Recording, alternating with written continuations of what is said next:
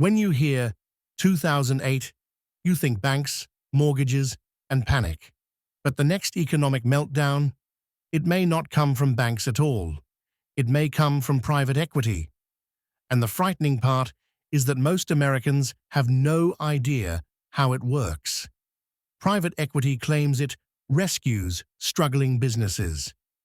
But here's the real playbook. They buy a company using mostly borrowed money, then force the company itself to take on that debt. That's called a leveraged buyout, and it instantly puts the business underwater. But the real twist, once they own the company, private equity often makes it borrow even more, not to expand, not to hire, not to innovate, but simply to pay the private equity firm a giant cash-out called a special dividend. They get rich, the company gets crushed, workers get wiped out. That's what happened to Toys R Us, Payless, Joann Fabrics, Chuck E. Cheese, and over 100 more. But here's where it becomes everyone's problem. Banks don't want to hold all those risky company loans, so they bundle them together into new financial products called CLOs, collateralized loan obligations.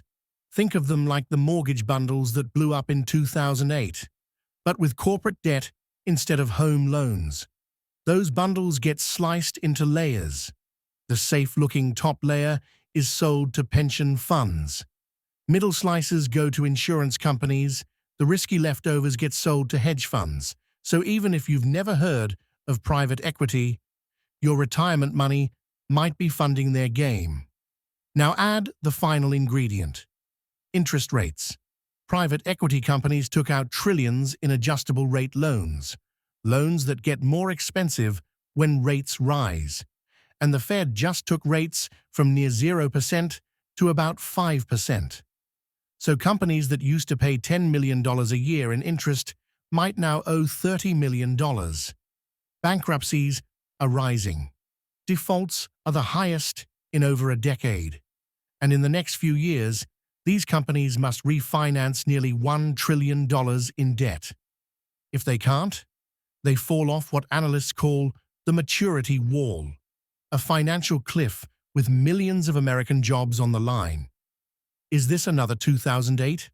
Probably not. But could it trigger a wave of bankruptcies, job losses, community collapse, and shrinking pensions? Absolutely. Because in America, the biggest risk isn't just bad loans, it's the fact that the people who profit from them are the same ones writing the rules.